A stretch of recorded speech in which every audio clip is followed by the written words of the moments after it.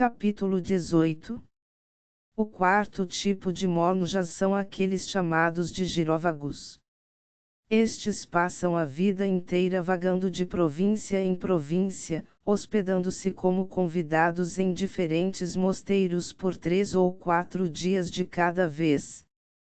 Sobre a conduta miserável de tais homens, é melhor silenciar do que falar. Regra de São Bento, capítulo 1. Eles chegaram aos arredores da cidade de Anega no início da noite, e o cardeal decidiu alugar quartos e passar a noite em uma estalagem fora dos limites da cidade. Havia a possibilidade de saber notícias recentes com o estalajadeiro ou com companheiros de viagem. Havia a inevitabilidade de ler os quadros de avisos do governo para saber a resposta dos burocratas às mesmas notícias recentes. Havia a necessidade de trocar o hábito de monge por vermelho e preto. VG precisaria de roupas totalmente novas e poderia usar novamente suas armas como guarda-costas do cardeal. Tudo o que Blacktooth precisava era de um banho e de uma troca de hábito. Eles haviam deixado a barba crescer durante a jornada, mas apenas VG decidiu se barbear. Seus pelos faciais eram bastante finos e adicionavam um toque alienígena à sua aparência. A barba de Bramponi era mais avermelhada que seu cabelo ralo, e Blacktooth tinha mais cabelos grisalhos no queixo do que na cabeça, que precisava urgentemente ser raspada de novo. VG barbeou a tonsura de Nimue com uma espada curta, segurando a lâmina com as 2 mãos e passando-a suavemente sob o cabelo ensaboado. Blacktooth reclamou que o espadachim estava se apoiando nele com muita força. Apenas para mantê-lo quieto. Se preferir, eu poderia barbeá-lo com a mesma facilidade ficando aqui atrás, disse VG ao monge ensaboado. Blacktooth olhou para ele com um susto fingido.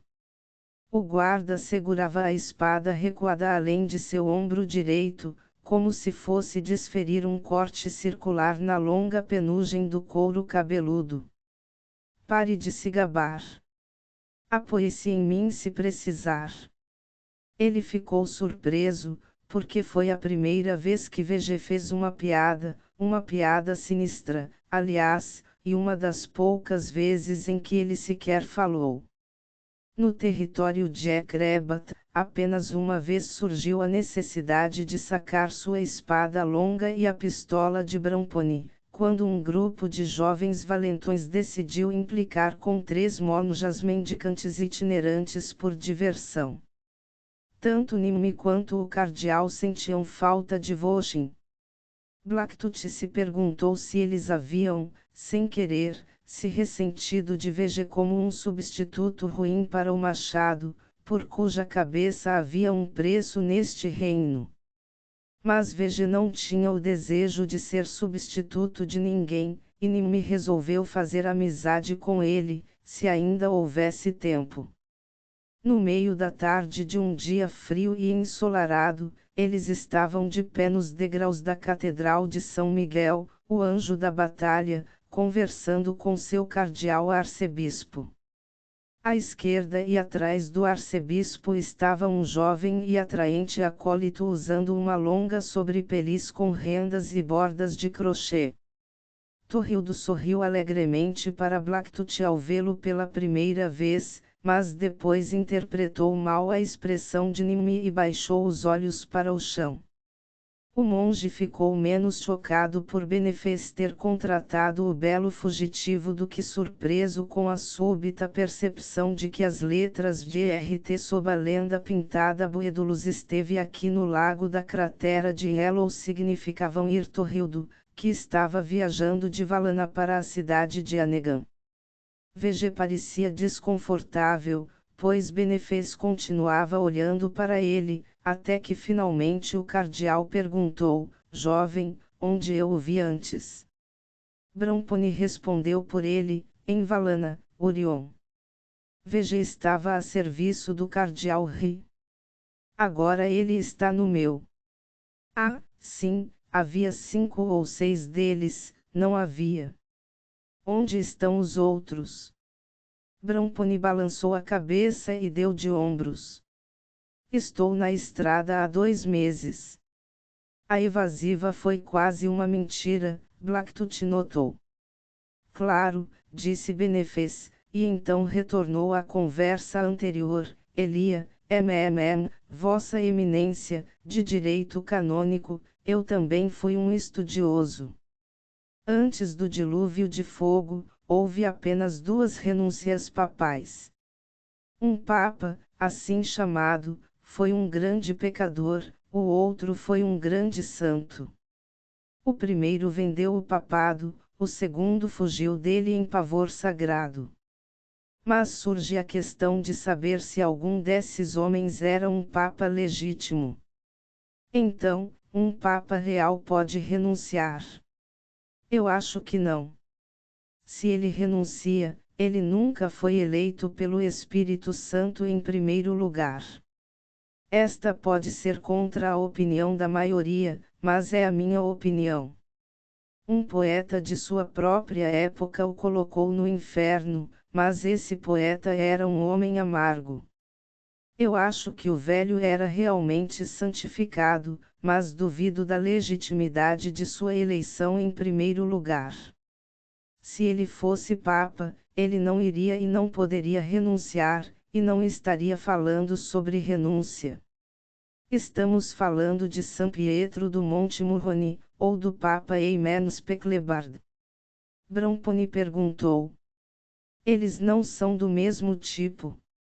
Não, Orion, eles não são. Ele hesitou. Bem, como posso dizer? Eimenos Pecklebard eu conheci? Eu conheço São Pietro apenas por um livro na abadia de Libouets. O escritor achava que ele era um palhaço santo. Isso não descreve Eimenos Pecklebard. De uma maneira caridosa. Bromponi fez uma pausa. Ele parecia estar se deixando vulnerável por todos os lados. Blacktooth tentou se lembrar da palavra de Voshin para isso. Apubiraki, ele pensou. Em uma luta, isso geralmente era um convite mortal para ser imprudente. Bromponi se aproximou. Se sim, então este palhaço santo, Papa Eimen, Sua Santidade, está disposto a absolvê-lo, Orion, de qualquer penalidade de excomunhão que você possa ter incorrido, crimine ipsula exae majestatis facto, ou qualquer outro ato de rebelião que você possa ter cometido em pensamento, palavra ou ação. Estou aqui para anunciar isso. Blacktooth notou que o tom púrpura no rosto de Benefez não era meramente luz refletida de suas vestes roxas, tinha sido um dia para enterrar os mortos. Ele não gaguejou, no entanto, mas ronronou, que maravilha da parte dele, Elia. De um homem tão generoso, aposto que a penitência que terei de fazer será apenas beijar seu anel. Duvido que ele permita que você faça isso, Orion. Ele é um homem honesto. Não há condições e nem penitência, a menos que eu decida impor uma. Você? O Papa enviou um plenipotenciário neste caso. Eu? Você? E eu o desligo, Orion, sem condições, in nomine Patris Filii Spiritus qui Sancti. Blacktooth viu a mão direita do arcebispo se contorcer para imitar o sinal da cruz que Bromponi fez sobre ele, mas foi apenas o espasmo do hábito. Suas credenciais são tão boas quanto seu latim, Elia. Vá para casa e pare de ser minha mosca varejeira. Eu também estou autorizado a oferecer a você o controle sobre aquelas igrejas na província onde os paroquianos são em sua maioria colonos ou soldados cuja língua nativa é o Ouzarque. Oh, entendo. Não é uma questão de geografia, então. Geografia são limites e cercas. Isso não significa muito para um nômade. Sim, tivemos uma demonstração recente disso a oeste de Nova Roma. A vida humana também não significa muito para eles, e eles comem carne humana. Apenas de homens que eles honram. É um rito fúnebre, ou um tributo a um bravo inimigo morto.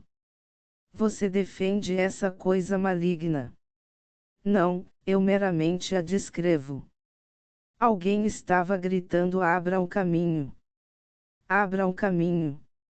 À distância, e o cardeal Benefez olhou para o topo da rua. Aparentemente, meu sobrinho está descendo a estrada, disse ele a Bramponi. Você quer entrar? Você quer dizer se eu quero me esconder? Não, Orion, obrigado. Eu preciso vê-lo para entregar isso.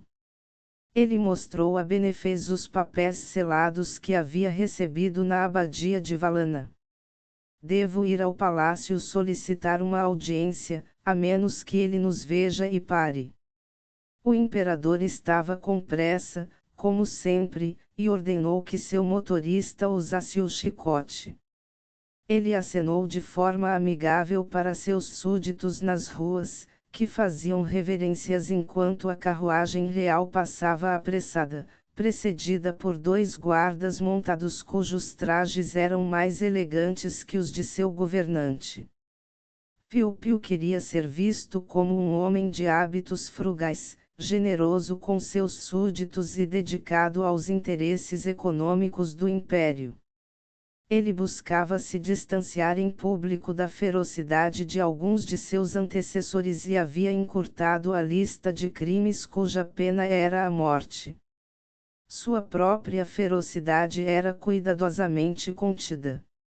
Ele havia, secretamente, em várias ocasiões, insistido em administrar a pena máxima ele mesmo, mas poucos homens sabiam disso. Um dos que sabia chamava-se Voshin, e foi a fascinação pessoal do Anegam pela morte por meio da arte do carrasco que, de fato, lhe custou seu melhor executor. O sujeito sentiu repulsa por sua própria arte quando praticada por seu mestre. E Arco deixou escapar. Foi um de seus poucos erros ao julgar homens. Piu-Piu Arque era um Anegam apenas por parte de mãe, e alguns consideravam essa herança do trono pela linhagem materna supremamente irônica, dado o caráter masculino, patrilinear e certamente patriarcal da civilização de Texarque, que em suas origens foi uma reação à cultura matrilinear das planícies. O Anegam original, Olgan com uma pronúncia de Ekrebat, o conquistador da cidade, tinha sido líder de um bando de bandidos nômades, e sua aquisição da prefeitura da pequena cidade e posto comercial chamado Texarque havia se dado por conquista. O termo bandidos era uma palavra de fazendeiros, os nômades, que os desprezavam mas os temiam menos, chamavam-nos de sem-mãe, um termo que era aplicado àqueles andarilhos da pradaria que ou evadiam laços familiares devido à hostilidade, ou descobriam não ser desejados por nenhuma mulher da horda, e esses homens formavam bandos de guerra homossexuais, não necessariamente no sentido erótico, tomando suas mulheres à força quando sentiam o desejo e viam a chance, e mantendo-as, se muito, como servas. Do ponto de vista dos civis, todo nômade era um fora da lei, mas na visão nômade, os sem-mãe haviam se desviado tanto da norma cultural nômade que eram odiados pelo povo das planícies mais do que pelos fazendeiros ao longo da franja oriental, os quais eles às vezes saqueavam. Como geralmente é o caso, um inimigo completamente alienígena é menos desprezível do que um irmão desviante. Os sem-mãe que originalmente conquistaram Texarque haviam sido expulsos para lá pelos nômades ortodoxos e justos das diversas hordas. foi uma infusão de sangue fresco e novas ideias para a sonolenta comunidade comercial e os fazendeiros ao redor, e Texarkee começou a crescer e ser fortificada. Ela estava localizada em um lugar onde, exposta em ambos os flancos, para crescer de alguma forma, era forçada a conquistar ou perecer. No entanto, após 5 gerações, a mutação de bárbaro fora da lei para aristocrata civilizado estava quase completa, e Philpyu era um governante popular, exceto nos territórios conquistados. A própria cidade de Texarkee, ou Texarkana, impropriamente chamada assim no latim da igreja, não estava localizada no local, agora perdido, da antiga cidade com esse nome. Agora chamada de cidade de Annegan, ela ficava no Rio Vermelho e cresceu na vaga fronteira entre floresta e planície, onde originalmente era um centro de comércio menor entre as duas áreas. A área cultivada e a natureza sem árvores. O povo Jackrabbit, relativamente pacífico, vinha aqui para trocar gado excedente, cavalos e peles por madeira, metal, destilados, ervas medicinais, produtos da arte do ferreiro e quaisquer bugigangas que os mercadores pudessem mostrar que captassem o gosto nômade. Entre os mercadores, no entanto, havia alguns rufiões que se aproveitavam da fome sexual dos sem-mãe e, na verdade, lhes vendiam noivas ou as alugavam por um tempo. Esse foi o começo de tudo. Quando o preço das noivas subiu, os bandidos mataram os mercadores, pegaram o que queriam e se estabeleceram, mas eles próprios, e não suas esposas cativas, guardavam e administravam os cavalos e todos os outros tipos de propriedade. Em uma geração, um modo de vida virou de cabeça para baixo. Philpyu aquele mesmo era um estudioso dessa história local e familiar, que não era tão conhecida pelos residentes de seu reino. Ele se interessava pessoalmente pelos escritos dos historiadores do colegiado, agora uma universidade próspera, e aquele que queria estabilidade e favor real escrevia para agradar o monarca. Aquele que escrevia de outra forma raramente era publicado e não prosperava. Para dizer o mínimo. Ao passar pela igreja de seu tio, o monarca de repente sinalizou para o motorista ir mais devagar. Ele apontou para um grupo de clérigos, incluindo seu tio Orion, parados nos degraus no sol da manhã. O cardeal Benefez parecia estar discutindo calorosamente com outro homem com um solidéu vermelho cujas costas estavam voltadas para a carruagem. Quem é aquele homem? Philpyu perguntou rispidamente. Qual deles, Sua Honra Imperial? O cardeal de costas para a carruagem de repente olhou por cima do ombro. A cabeça do prefeito desapareceu dentro da janela e ele bateu para o motorista se apressar. Ao lado do segundo cardeal estava um homem com as vestes da Ordem Albertiana de Leibowitz e outro homem de armas que provavelmente era um guarda-costas. Ele achou que sabia quem um deles poderia ser. O homem armado era alienígena demais na aparência para ser o secretário do cardeal. E o tio Orion parecia ter adquirido outro jovem bonito como acólito. Continue, continue. O representante do fabricante já havia chegado à escola de guerra quando a carruagem imperial descarregou seu passageiro real e seus cortesãos, mas ele e os oficiais encarregados ainda não estavam prontos para a demonstração. Irritado com o atraso, mas determinado a usar cada momento ocioso, Philpyu convocou uma reunião imediata da equipe para discutir a estratégia de longo prazo nas planícies. Era inquietante para os oficiais serem interrogados pelo monarca em uma base tão improvisada, sem nenhuma preparação, e Philpio sempre gostava de colocá-los nessa situação. Ele aprendia muito com a prática, e isso o ajudava a eliminar os tolos. Os comandantes da infantaria e do corpo de engenheiros estavam fora da cidade em manobras, no entanto, e seus substitutos foram sumariamente arrancados de seus escritórios e arrastados para a sala de conferências.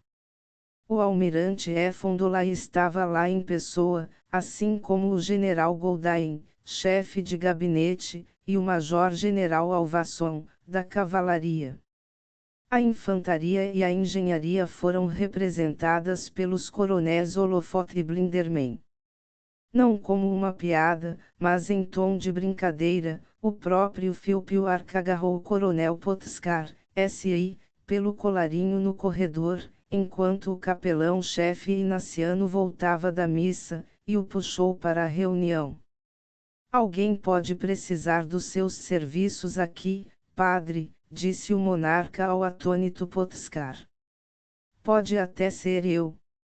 Você sabia que o cardeal Bramponi e provavelmente seu problemático monge secretário estão na cidade? O coronel padre Potskar assentiu. Acabei de ouvir sobre isso quando saí da igreja.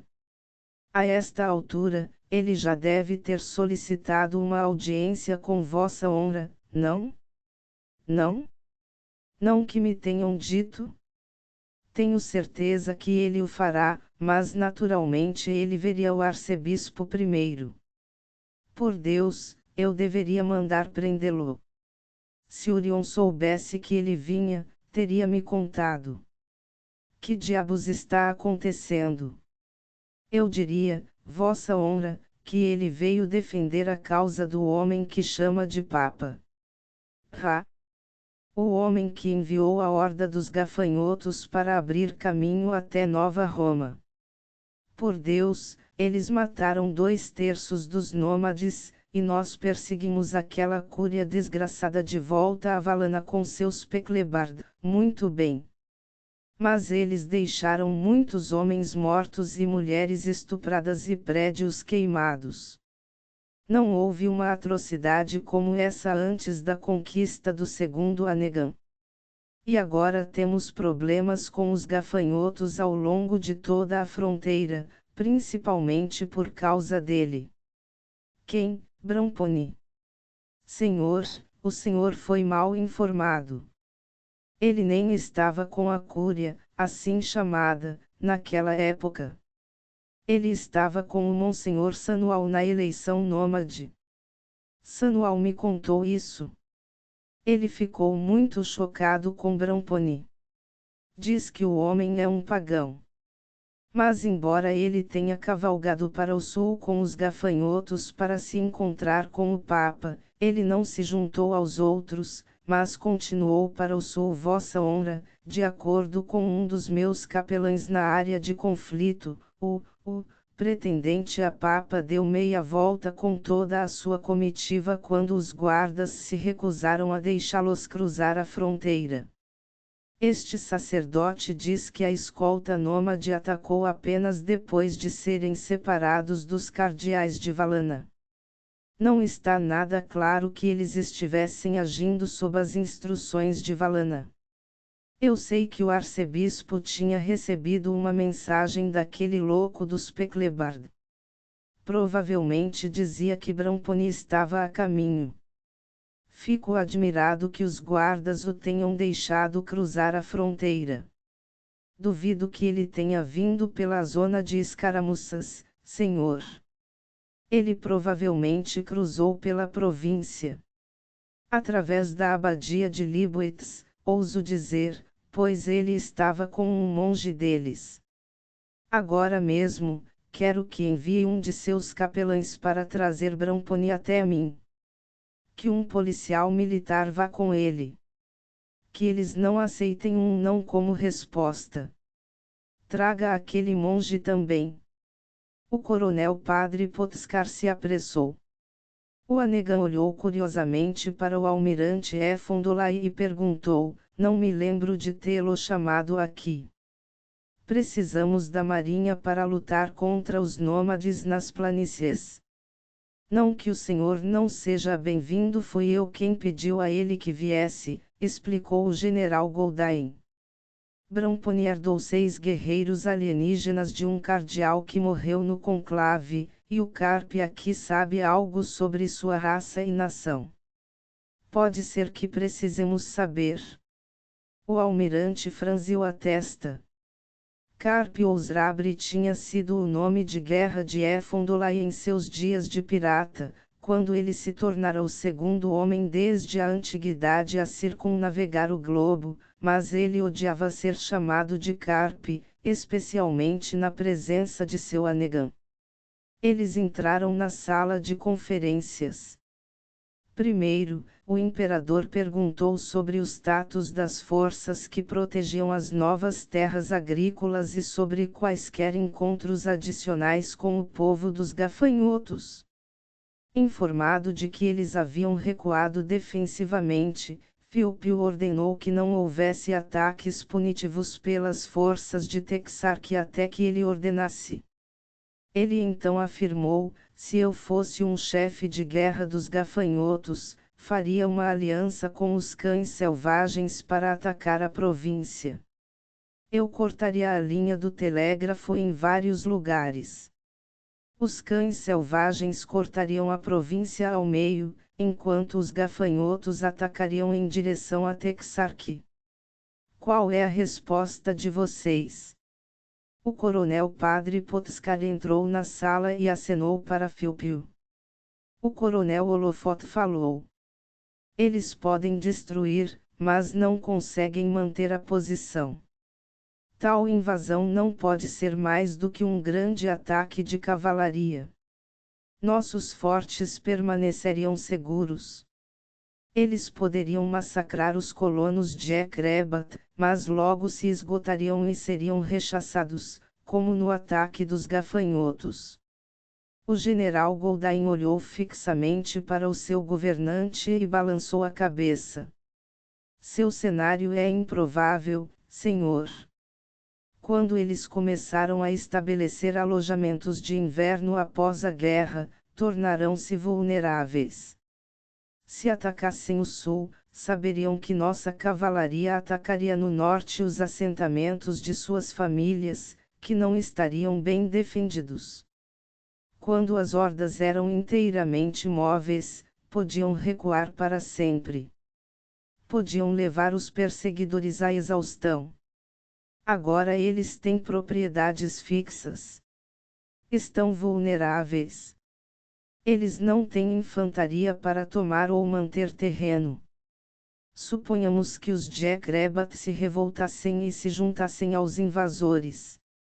Nós os mantivemos desarmados, disse o engenheiro, coronel Olofot. Com o que eles lutariam, forcados? Não, mas se eles pudessem fornecer aos invasores comida, água, abrigo e lugares para se esconder, disse o general. A questão é, eles fariam isso. Os Jackrabat têm lembranças amargas dos nortistas, pois as hordas selvagens os desprezavam. Francamente, para mim parece incerto se eles nos odeiam mais, ou aos nortistas. Mas mesmo com o apoio dos Jackrabat, o coronel Olofot tem razão.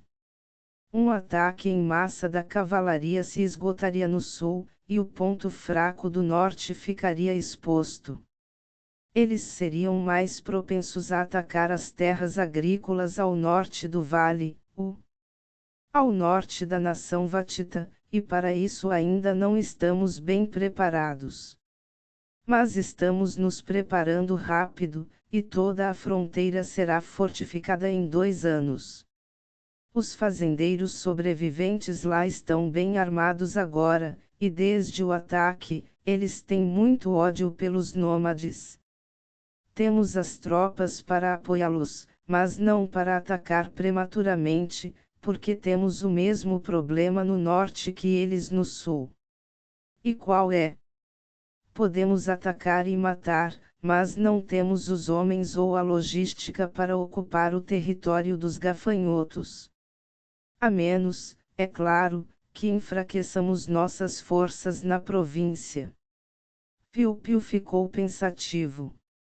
Eu me pergunto, disse ele, por que é que essas fazendas na Franja Oriental, que recebem mais chuva, não são tão produtivas quanto as terras de refugiados no sopé das montanhas rochosas, onde dizem que a terra é quase um deserto. Houve um breve silêncio. As observações do Anegam pareciam quase casuais, sem ter nada a ver com o nômade como um problema militar. Senhor, essa questão está fora da minha área, disse o general-comandante. Mas pode ter algo a ver com a disciplina. Como o senhor sabe, os nossos são camponeses livres e trabalham principalmente para si mesmos. Quando o senhor diz produtiva, está se referindo em termos de colheitas comerciais. Os ex-nômades são meiros, trabalhando para proprietários de terras, especialmente para o bispo de Denver.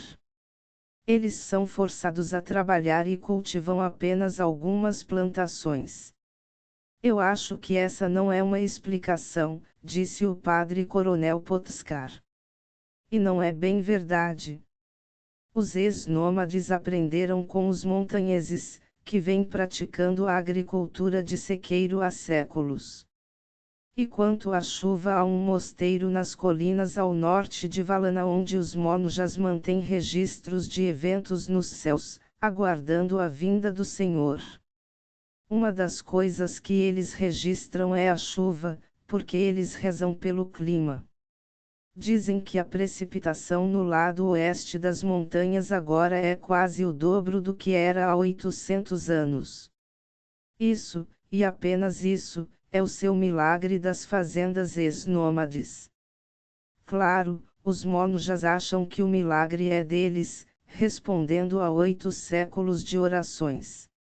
Mas o escoamento para a irrigação é melhor do que nos tempos antigos, com ou sem milagre. Bem, o aumento não se aplica a todas as planícies, perguntou o monarca. Os registros deles são locais. Não sei dizer. O Fangraicol aponta que não há árvores muito antigas nas bordas de nossas florestas onde a pradaria começa, olhando para o leste. Isso sugere que a nossa linha de árvores vem se movendo lentamente para o oeste por alguns séculos, mas ninguém tem certeza. Os nômades podem ter cortado as árvores mais antigas para lenha. Bem, disse o general Goldain, se a natureza está se fechando sobre eles pelo leste e pelo oeste, eles vão perder o seu precioso deserto de qualquer maneira. Nós apenas daremos uma mão à natureza na extinção deles. Extinção? Eu não quero ouvir essa palavra de novo, general, disse Philpellark com rispidez. Pacificação e contenção são os objetivos, não o extermínio. Alcançamos isso no sul. A população dos Jacrebat está estável. Exceto que seus rapazes continuam fugindo para se juntar a bandos de criminosos. Os nômades do norte matam a maioria deles. Uma maneira, talvez a única maneira, de proteger a área entre as florestas e as montanhas ocidentais é colonizar. Como, senhor? Exceto ao longo da franja oriental, a terra é pobre, a água escassa e o clima horrível. Quem poderia? Quem viveria lá senão pastores selvagens? Pastores domesticados e uma raça mais domesticada de gado, disse Philpellark. Fazendas cercadas, como no sul. Em alguns lugares lá embaixo, eles usam árvores de pau amarelo como cercas. Se você as plantar a um pé de distância e mantê-las podadas, elas formam sebes densas e espinhosas o suficiente para manter o gado dentro. Pode não haver água suficiente para a agricultura, mas poços podem ser cavados para dar água ao gado. Algumas terras podem ser cercadas, mais ao norte, onde o frio mata o pau amarelo. Nós detemos muitas terras florestais no leste. Madeira suficiente pode ser enviada aos colonos, e eles pagarão com carne bovina e peles. E não tenho tanta certeza de que a agricultura seja impossível também. A universidade está estudando esse problema. Até que homens civilizados possam viver lá, as planícies continuarão sendo um obstáculo. O Papa também poderia estar morando na Lua, e não há como unificar o continente. Mas quem diabos ia querer viver lá? Hannigan pensou por um momento. O próprio povo Jacrebat se estabeleceu no sul. É por isso que não vou tolerar conversas sobre extermínio. Mas eles sempre foram meio assentados de qualquer maneira, senhor.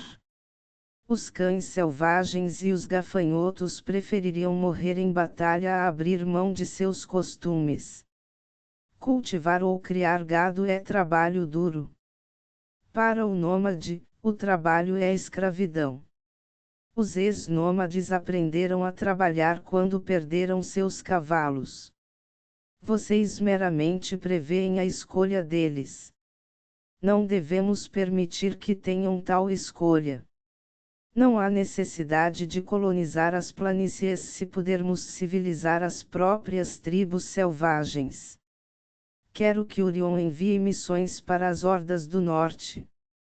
O cardeal Orion enviou o Monsenhor Samuel a eles, e ele voltou de mãos vazias e, acho eu, de cabeça vazia. Os cristãos entre eles já estão ligados a Valana, senhor, e há um boato de que esse Papa em Valana pretende tirar as igrejas dos Jacrebat do nosso arcebispo, disse o capelão. Não há Papa em Valana e, até que haja um Papa em Nova Roma, eles não estão ligados a ninguém. E Orion espera ser o próximo Papa.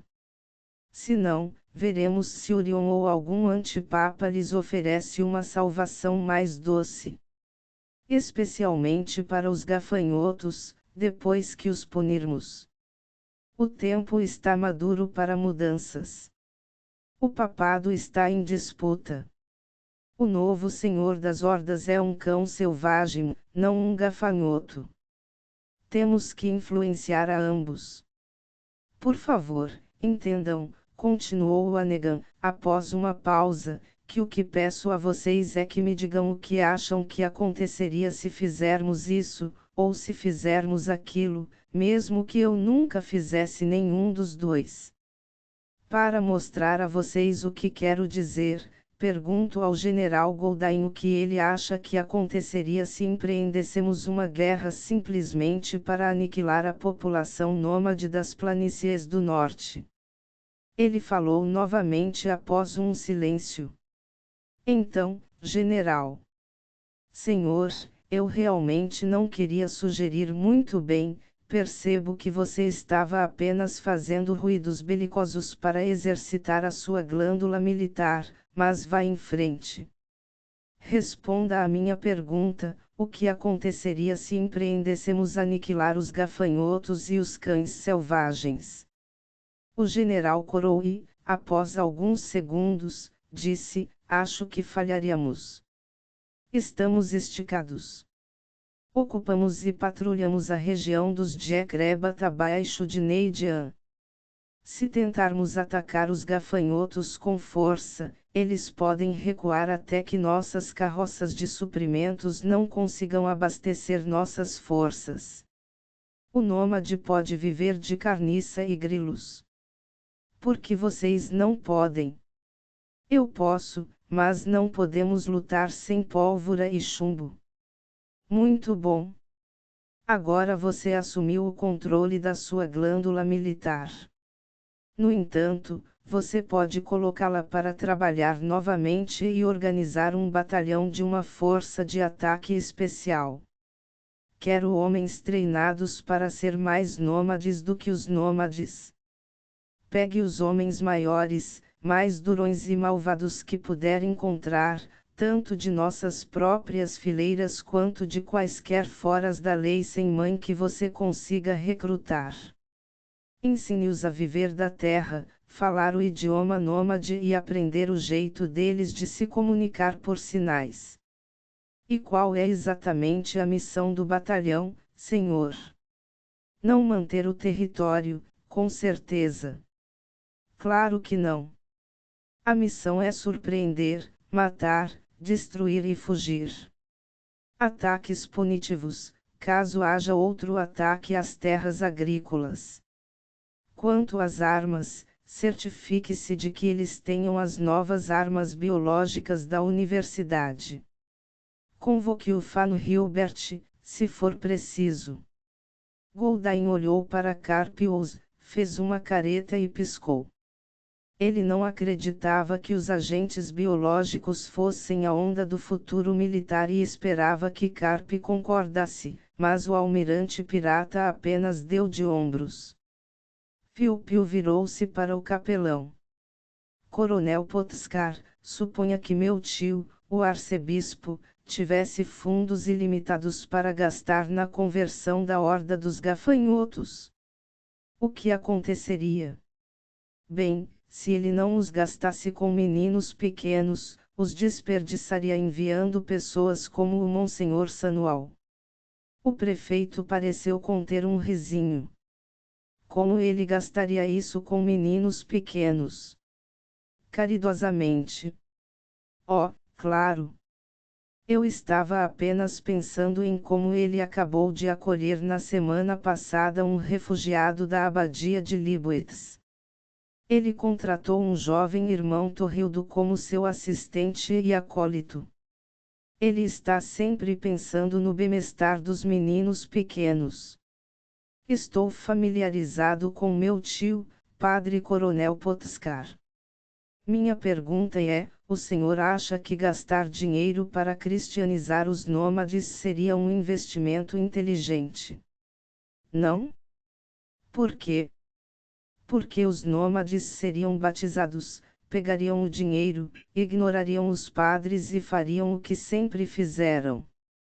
Isso mesmo. Bem, olhem o relógio. Vamos inspecionar os produtos dos armeiros, senhores. Espere um momento, senhor, disse Goldain. Eu acho que o Carp, o almirante talvez tenha algo a dizer primeiro. Vá em frente, Carp, disse o Anegan. O almirante estremeceu um pouco, mas disse: as armas que os guerreiros alienígenas trouxeram desaparecerão logo após conhecerem Bramponi. Como você sabe disso? Se for verdade, o que significa? Eu ouvi isso de Exitloit, senhor. A terra natal deles tem armas de fogo superiores às nossas, e essas armas estão agora sendo fabricadas na costa oeste. Ele tirou uma pequena pistola, apenas para tê-la arrancada de sua mão por um dos guarda-costas de Piu-Piu. O guarda parecia ter problemas para determinar se a arma estava carregada. O almirante lhe garantiu que não estava. De onde você tirou essa coisa? Piu-Piu perguntou. A cerca de 5.800 milhas náuticas daqui, senhor. Numa rota de círculo máximo, quase a noroeste, eu diria. Ou 6.300 milhas, por rumo de Loxodromia, quase exatamente a oeste. É o meu melhor palpite sem olhar para as cartas. Atravessando o oceano. Não na nossa costa oeste. Não, mas elas estão em produção na nossa costa oeste a esta altura. Mostre-me como ela funciona, almirante, disse Piu-Piu.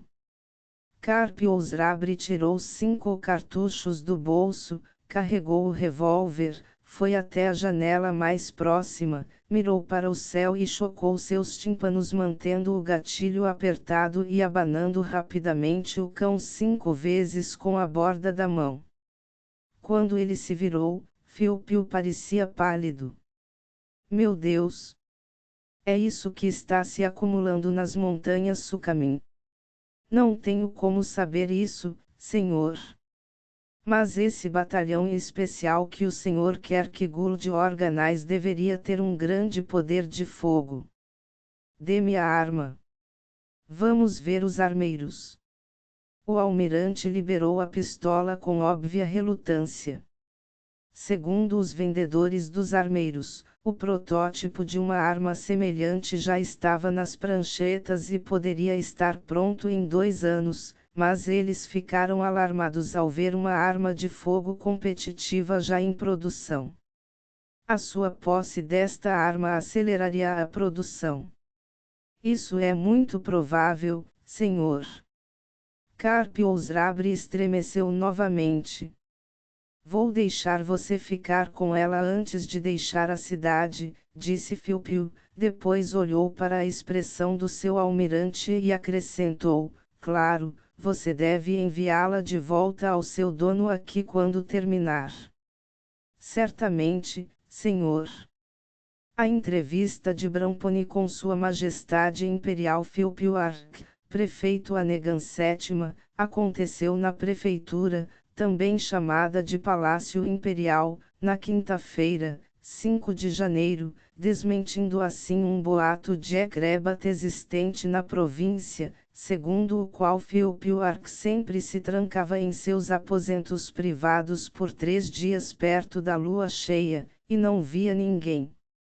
Naquela quinta-feira, a lua estava cheia, e após abrir os papéis selados do Papa Amen, o monarca teve um ataque de fúria tão grande que Blacktooth desejou que o boato fosse verdadeiro. Ele e VG foram forçados a sentar-se em um banco no corredor em frente à sala do trono do prefeito, e podiam apenas ouvir gritos abafados sem conseguir entender muita coisa. Nenhum dos gritos era dado pelo cardeal. Em seguida, um padre com a faixa de Monsenhor caminhou pelo corredor e falou com os guardas. Um deles bateu com força, abriu a porta e gritou, Monsenhor Sanual, em obediência à convocação do senhor prefeito, e o empurrou para dentro, depois o seguiu e fechou a porta. Houve uma calmaria nos gritos. Blacktooth nunca havia visto Sanual antes, mas ouvira o suficiente sobre ele tanto de seu mestre quanto do padre Pisa na Cobra para saber que ele seria tudo menos uma testemunha amigável, e que as ações de Bramponi no festival fúnebre nas planícies e sua participação no caso com a mulher cavalo selvagem estavam na agenda do tribunal. Ele trocou um olhar com VG e viu que ambos sabiam disso. O guarda que levara Sanual para dentro agora abriu a porta e falou com o outro guarda.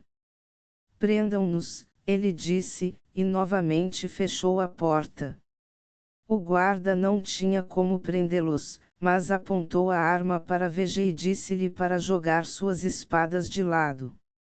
2 segundos depois, ele estava de costas no chão com a ponta de uma espada na garganta. Pego a arma dele, irmão. Foi uma sugestão, não uma ordem. Não, disse Blacktooth. Isso foi um erro, VG. Lembre-se do cardeal. VG olhou para a porta. Então, ele chutou o guarda caído no estômago. Tendo deixado o homem sem fôlego, ele agarrou a arma e invadiu a porta. Nimue observou o monarca assustado, sentado em seu trono. Bramponi havia sido forçado a se ajoelhar, e o guarda segurava uma pistola em sua cabeça. VG mirou em Philpio Arc e latiu, solte meu mestre. Nimue pulou para longe da porta, pois o prefeito estava flanqueado por mais 2 guardas com mosquetes erguidos. O homem ofegante rastejou na direção de Nimue, que pulou sobre ele para evitar a briga. Houve 3 explosões distintas, depois silêncio, seguido pela voz de Philpio Arc, levem ele e o que está no corredor embora. Blacktooth olhou para dentro novamente. Vegê jazia em uma poça de sangue que crescia. Um dos mosqueteiros estava caído, mas o próprio prefeito segurava uma pistola. Parecia a mesma que a Hidra lhe havia mostrado na caverna. Era impossível adivinhar quem havia matado Vegê. Todas as armas ainda estavam apontadas para o corpo dele. Quando o Anegan viu Nimue parado com o rosto pálido na porta, ele levantou sua pistola novamente, mas o monge pulou para o lado. Ele não fez nenhuma tentativa de escapar. Um cardeal Bramponi assustado e humilhado ainda estava ajoelhado ali.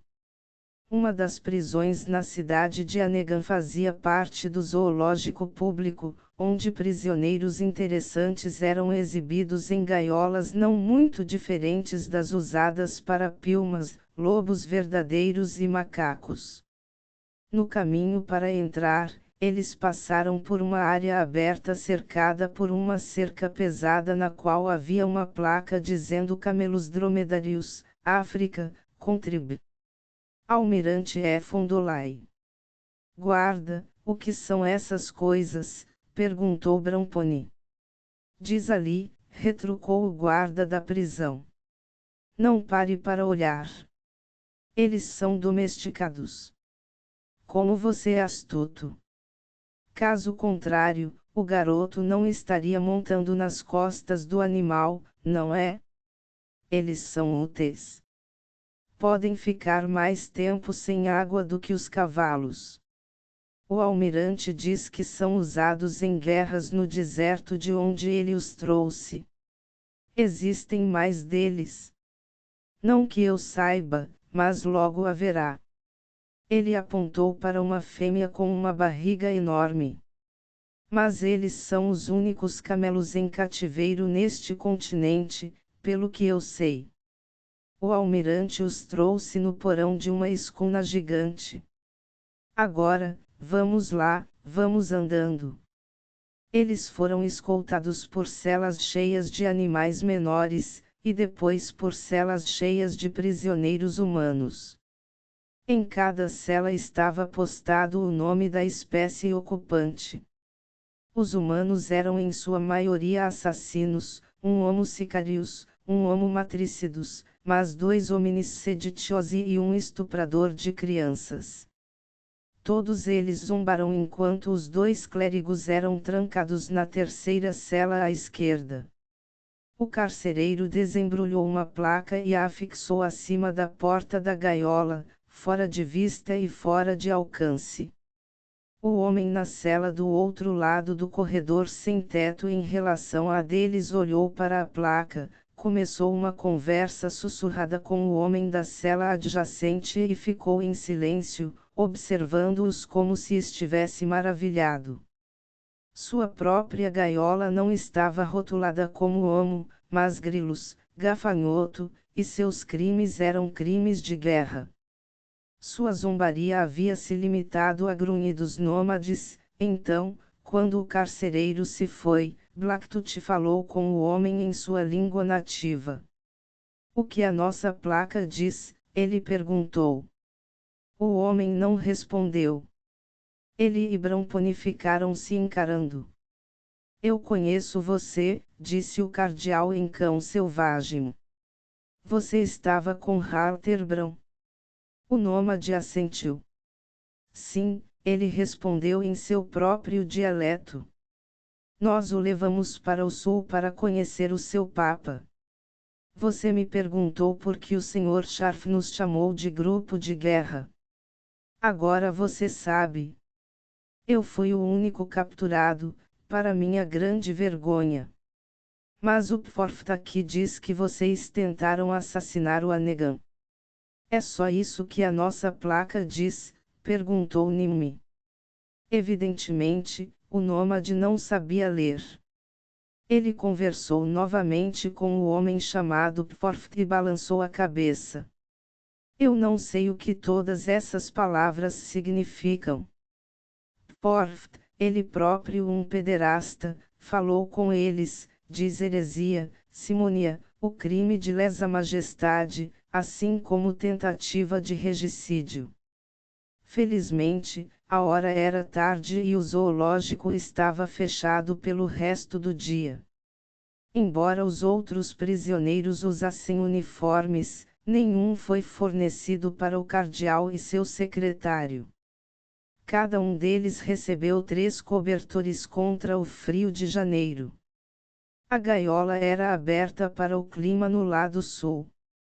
Pelo menos eles tomariam sol durante parte do dia. O cardeal ainda não havia se recuperado totalmente da maldição de Melduvn. Minha Senhora dos Urubus tinha um hálito de urubu, pelo visto, ele disse a Blacktooth, quando estava se sentindo quase histericamente alegre. Quando o anjo da batalha do Orion luta com o meu urubu da batalha, em qual você aposta que vence? Meu Senhor, a velha oração não diz, São Miguel Arcanjo, livrai-nos da batalha. Não, não diz, irmão monge. É defendei-nos na batalha, mas livrai-nos das ciladas do demônio. Como você bem sabe. Mas o que você apostaria agora que qualquer uma dessas orações seja atendida? Nada. Se me lembro bem do mito nômade, sua Burregum, já que você a reivindica, sempre lamenta ao comer os guerreiros caídos, filhos de sua irmã donzela do dia. Ela também não quer a guerra. Você tem razão, devemos rezar pela paz enquanto nos preparamos para a guerra. É claro que você tem razão, Nimue, você sempre tem razão. Nimue baixou a cabeça e franziu a testa. Mas Bramponi não estava sendo apenas sarcástico. Para evitar serem compreendidos por outros prisioneiros, eles estavam falando neo-latim, e a fala do cardeal era descuidada. Estou falando sério. Você estava certo em deixar a abadia, embora seja um monge de Liboets. Você estava certo em se apaixonar por uma garota como a Idrea. Você está certo em desaprovar que eu importe e venda armas da costa oeste sem avisar a sua santidade. Blacktooth olhou para ele surpreso. Bramponi notou o olhar e continuou, o Papa Lino VI, que deu chapéus vermelhos ao seu falecido abade e a mim, foi o homem que me atribuiu a tarefa, numa carta que ainda tenho em Valana. Lino me disse para não mostrá-la a ninguém, a menos que eu fosse pego, e mesmo assim apenas a um papa. Francamente, Nimue, eu quase desejei ser pego. Oh! Blacktooth pensou a respeito. Era certamente verdade que Bramponi não havia sido cauteloso, permitindo até que a Berlota, a boca, ficasse sabendo de suas atividades. Mas ele provavelmente preferiria ser pego por Eimenos Pecklebard. De repente, o cardeal parecia menos sinistro, um homem doente com uma corcunda nas costas e a consciência pesada. Felizmente, durante as horas de visita, quando as crianças cuspiam neles pelas grades de suas jaulas, os animais humanos eram alimentados com carne crua e batatas cruas para a diversão da multidão. Ninguém estava observando quando eles comiam mingau de fubá no café da manhã. Nimue lembrava-se por meio de Buedulos que comer carne crua, ou melhor ainda, beber sangue fresco como os nômades às vezes faziam, era bom para o próprio sangue do paciente, e ele persuadiu Bramponi a comer um pouco da carne. Nimue gostava de carne crua, se fosse fresca, mas às vezes a carne da cadeia tinha gosto de presa de coiote, e batatas cruas davam dor de estômago aos dois. O governo de Filpio de fato fornecia mingau suficiente para evitar que os espécimes de exibição do zoológico parecessem famintos. Durante a permanência deles na prisão, 3 detentos foram conduzidos de suas celas do corredor da morte para o cepo. Com companheiros de prisão, eles descobriram que Volshin havia sido substituído por uma máquina de decapitar, e não por outra cadeira elétrica. O dínamo elétrico, um negócio caro, poderia ser usado de forma mais produtiva do que fritando criminosos. A fase da lua havia minguado de cheia para nova. Então, uma tarde, passado o horário de visitas, um homem com uma sobrepeliz de renda chegou e ficou olhando para eles de fora. Torrildo. O ex-irmão piscou para Nimue, mas permaneceu em silêncio. O que você quer, homem? Disparou Bramponi. Meu senhor, o arcebispo, pergunta se o senhor gostaria que a Eucaristia lhe fosse trazida aqui. Eu gostaria de pão e vinho com os quais eu mesmo pudesse rezar a missa. Eu perguntarei, disse Torrildo, e partiu. Descubra se o Papa sabe que estamos na prisão, Blacktooth gritou para ele. Nimue, sibilou o cardeal. Mas Torrildo havia parado. Sem olhar para trás, ele disse, ele sabe, e retomou sua partida. Droga! Está tudo acabado. Bramponi estava irritado e deprimido. Blacktooth decidiu deixá-lo em paz. Ele se enrolou em seus cobertores e tirou um cochilo no vento gelado. 3 dias depois, Torrildo voltou. Dessa vez, Blacktooth piscou para ele. Torrildo corou. Eu nunca tinha visto uma piscada sarcástica antes, ele disse. E quanto ao pão e ao vinho? Perguntou o cardeal. Vossa Eminência não terá tempo de rezar a missa. Ele tirou uma carta da manga e uma chave do bolso. Devo deixá-los ir quando o senhor ler isso e prometer obedecer a essas instruções.